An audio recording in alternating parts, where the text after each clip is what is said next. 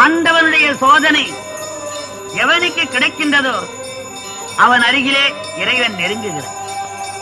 60 ஆண்டுகளாக நான் இறைவனை உபாசிக்கின்றேன். எம்பெருமான் என்னை சோதிக்கவில்லை. சோதனை செய்த மாணவன் தான் மேல் வகுப்புக்கு போகிறான். நீ உண்மையான பக்தன், அதனாலே ஆண்டவன் உன்னை சோதனை செய்து உன் அருகிலே நெருங்குகின்றான். சோதனை நடக்கின்ற பொழுது தைரியமாக இருக்க வேண்டும். இன்னும் நான் சொல்வதை கவனமாக கேள். கருவிலே குழந்தை அமைகின்ற பொழுதே ஆண்டவன் தாய்க்கு பால் வாய்ப்பை கொடுக்கின்றான்.